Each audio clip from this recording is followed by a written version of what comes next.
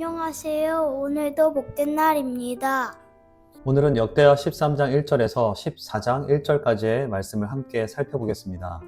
솔로몬의 아들 르호보암이 죽고 그의 아들 아비야가 남유다의 왕이 됩니다. 1절과 2절 말씀입니다. 여로보암 왕 18째 해에 아비야가 유다의 왕이 되고 예루살렘에서 3년 동안 다스리니라. 그의 어머니의 이름은 미가야요 기브아 사람 우리엘의 딸이더라. 아비야는 왕으로서 3년간 남유다를 다스렸습니다. 열왕기에서는 짧지만 8절을 할애해서 그의 삶 전체를 다룹니다. 그 중에서 눈에 띄는 기록은 열왕기상 15장 3절입니다. 아비암이 그의 아버지가 이미 행한 모든 죄를 행하고 그의 마음이 그의 조상 다윗의 마음과 같이 아니하여 그의 하나님 여호와 앞에 온전하지 못하였으나, 열왕기에서 집중하는 아비야는 그의 아버지 르호보암과 같이 악을 행했다고 말씀합니다. 반면 역대기에서는 아비야에 대해서 13장과 14장 1절까지 총 23절을 다루는데 그의 인생의 한 파트인 여로보암과의 전쟁에 집중합니다.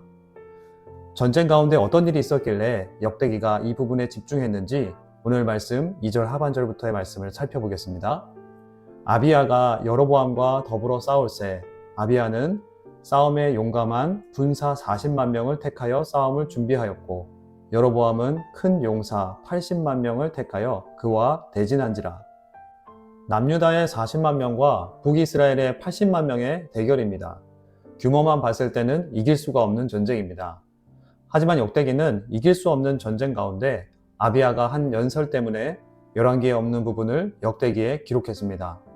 고대 전쟁에서 그렇듯 골리앗과 다윗이 서로에게 연설했던 것처럼 아비야는 에브라임 산지에 서서 북이스라엘에게 연설을 합니다.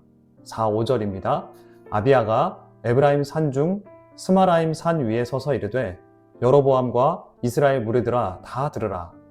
이스라엘 하나님 여호와께서 소금 언약으로 이스라엘 나라를 영원히 다윗과 그의 자손에게 주신 것을 너희가 알 것 아니냐. 아비야는 남유다가 하나님이 택하신 민족이라고 말합니다. 하나님이 다윗에게 주신 언약은 마치 소금의 성질이 변치 않는 것처럼 변치 않는 언약임을 선포합니다. 이어지는 6절 7절입니다. 다윗의 아들 솔로몬의 신하 느밧의 아들 여로보암이 일어나 자기의 주를 배반하고 남봉꾼과 잡배가 모여 따름으로 스스로 강하게 되어 솔로몬의 아들 르호보암을 대적하였으나 그때에 르호보암이 어리고 마음이 연약하여 그들의 입을 능히 막지 못하였었느니라. 열왕기에서 여로보암은 솔로몬에 대한 심판으로 분열을 허락한 왕으로 등장하지만 역대기에서는 아비야를 통해 말합니다. 여로보암은 왕의 신하였는데 배반한 자이며 그의 곁에는 건달과 불량배들이 몰려들었다며 결코 왕이 될 수 없는 자라 말합니다. 그리고 르호보암은 하나님의 말씀을 따르지 않았기 때문에 그런 여로보암과 무리들을 막지 못했다고 말합니다. 그리고 아비야 연설이 계속됩니다. 8절 9절입니다. 이제 너희가 또 다윗 자손의 손으로 다스리는 여호와의 나라를 대적하려 하는도다. 너희는 큰 무리요 또 여로보암이 너희를 위하여 신으로 만든 금송아지들이 너희와 함께 있도다. 너희가 아론 자손인 여호와의 제사장들과 레위 사람들을 쫓아내고 이방 백성의 풍속을 따라 제사장을 삼지 아니하였느냐. 누구를 막론하고 어린 수송아지 한 마리와 수양 7마리를 끌고 와서 장립을 받고자 하는 자마다 허무한 신들의 제사장이 될 수 있도다. 남유다는 하나님의 언약 안에 있는 자손들이지만 너희는 그 정통성을 깨고 금송아지를 섬기는 자들이다. 하나님이 율법대로 예배하지 않는 너희와 함께 하겠느냐 말하는 것이죠. 이어지는 10절에서 12절입니다. 우리에게는 여호와께서 우리 하나님이 되시니 우리가 그를 배반하지 아니하였고 여호와를 섬기는 제사장들이 있으니 아론의 자손이요 또 레위 사람들이 수종들어 매일 아침 저녁으로 여호와 앞에 번제를 드리며 분향하며 또 깨끗한 상에 진설병을 놓고 또 금 등잔대가 있어 그 등에 저녁마다 불을 켜나니 우리는 우리 하나님 여호와의 계명을 지키나 너희는 그를 배반하였느니라. 하나님이 우리와 함께 하사 우리의 머리가 되시고 그의 제사장들도 우리와 함께하여 전쟁의 나팔을 불어 너희를 공격하느니라. 이스라엘 자손들아 너희 조상들의 하나님 여호와와 싸우지 말라. 너희가 형통하지 못하리라. 아비야는 말합니다. 너희는 금송아지를 섬기지만 우리는 하나님을 예배하고 있다. 우리는 율법대로 예배하는 자들이 하나님의 성전에서 매일 예배자로서 하나님을 섬기고 있다. 하나님은 우리와 함께 하시기 때문에 하나님이 싸우실 것이다. 그렇지만 너희는 배반했다. 하나님과 싸우지 마라. 너희는 패배할 것이다며 그들에게 항복하고 돌이킬 것을 바랍니다.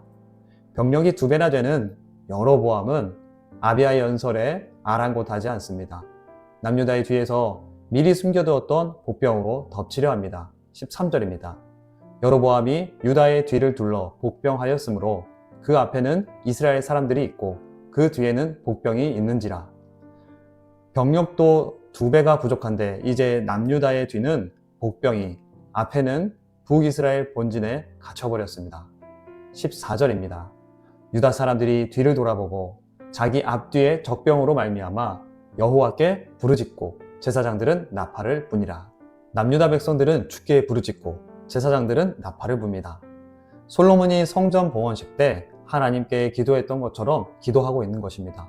역대하 6장 34절과 35절엔 주의 백성이 그 적국과 더불어 싸우고자 하여 주께서 보내신 길로 나갈 때에 그들이 주께서 택하신 이 성과 내가 주의 이름을 위하여 건축한 성전 있는 쪽을 향하여 주께 기도하거든. 주는 하늘에서 그들의 기도와 간구를 들으시고 그들의 일을 돌보시옵소서. 그리고 제사장들은 나팔을 주신 용도대로 나팔을 불었습니다. 민수기 10장 9절입니다. 또 너희 땅에서 너희가 자기를 압박하는 대적을 치러 나갈 때에는 나팔을 크게 불지니 그리하면 너희 하나님 여호와가 너희를 기억하고 너희를 너희의 대적에게서 구원하시리라. 남유다 왕 아비야와 그의 백성들은 하나님의 말씀대로 했습니다. 이어지는 15절에서 19절 말씀입니다. 유다 사람이 소리 지르매 유다 사람이 소리 지를 때에 하나님이 여로보암과 온 이스라엘을 아비야와 유다 앞에서 치시니 이스라엘 자손이 유다 앞에서 도망하는지라. 하나님이 그들의 손에 넘기셨으므로 아비야와 그의 백성이 크게 무찌르니 이스라엘이 택한 병사들이 죽임을 당하고 엎드러진 자들이 50만 명이었더라. 그때 이스라엘 자손이 항복하고 유다 자손이 이겼으니 이는 그들이 그들의 조상들의 하나님 여호와를 의지하였습니다. 아비야가 여로보암을 쫓아가서 그의 성읍들을 빼앗았으니 곧 베델과 그 동네들과 여사나와 그 동네들과 에브론과 그 동네들이라. 오늘날로 보면 80만 대군과 40만의 싸움은 게임이 안 되는 싸움입니다.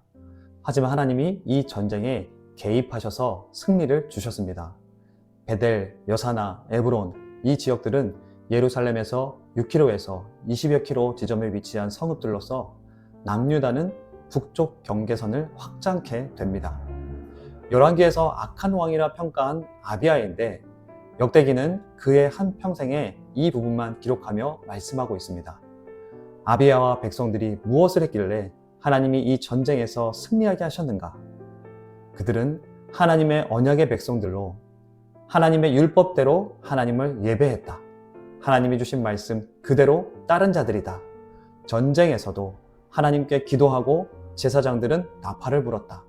이길 수 없는 전쟁에서 이긴 것은 그들이 하나님을 의지했고 하나님은 그들과 함께 해주셨기 때문이다 라는 것을 말씀해주고 있는 것입니다.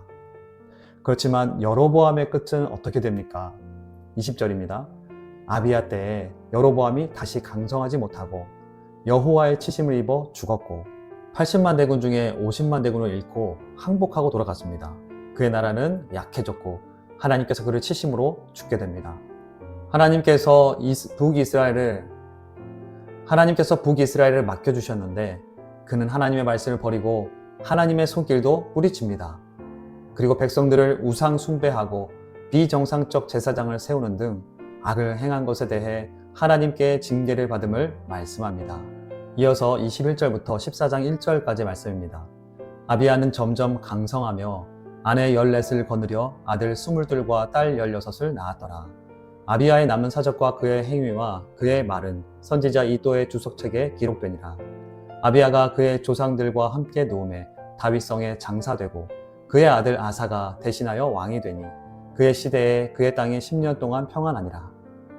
열왕기에서 악한 왕으로 기록된 아비야는 역대기에서 적어도 전쟁 시기까지는 하나님을 온전히 신뢰하고 그 말씀을 따라 전쟁에서 승리하고 강성했다는 것을 말씀합니다. 그 기간은 그의 통치 기간 3년 중에서 얼마 되진 않았겠지만 그의 아들 아사에게까지 그 믿음이 전수된 것을 성경은 조명합니다. 오늘 이 말씀은 포로귀한 다음 세대에게 어떤 말씀으로 주시는 것입니까?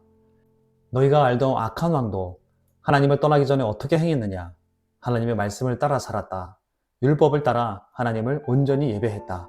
특별히 전쟁이라는 특수한 상황 가운데서도 앞전에 르호보암 왕은 애굽이 쳐들어와도 도망가는데 급급했지만 아비야는 전쟁 중에 하나님의 이름을 선포했고 그의 백성들은 위기의 순간에 하나님 앞에 기도했다. 하나님은 그 일을 기뻐하셔서 역대기에 성경을 기록하게 하셨다. 그러나 여로보암은 하나님을 배반했다. 전쟁 중에 금송아지가 그들과 함께할 줄로 믿었다.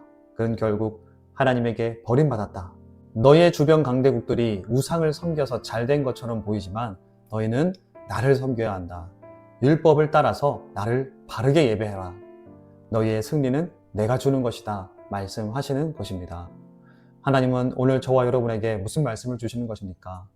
오늘 우리의 신앙은 위기의 순간에 잘 드러납니다. 우리는 위기의 순간 어떻게 살아갑니까? 어떤 분들은 위기의 순간이 오면 피하거나 숨거나 무기력해집니다. 우리 삶의 위기와 고난의 상황이 오면 어떻게 해야 합니까? 하나님과 함께하는 자리에 있으라. 그 자리에서 하나님의 이름을 부르라 말씀하십니다. 너의 위기의 상황에 내가 붙들고 있는 금송아지와 같은 우상이 너를 지켜줄 수 없다. 너를 도와줄 수 없다. 내가 기가 막힌 방법으로 너를 도와야 그 위기에서 벗어날 수 있다. 내가 너를 도울 것이다. 너는 내게 구하라 말씀하시는 것입니다. 하박국 3장 18절은 나는 여호와로 말미암아 즐거워하며 나의 구원의 하나님으로 말미암아 기뻐하리로다. 우리의 위기의 상황에서도 오직 주님이 나의 즐거움이며 우리의 기쁨은 하나님으로부터임을 붙드시며 승리하시기를 바라고 축복합니다. 이 시간 말씀을 기억하며 기도합시다. 위기의 순간 내가 붙들고 있는 것은 무엇입니까? 날 견고케 해줄 것이라 믿으며 붙들고 있는 우상은 무엇입니까?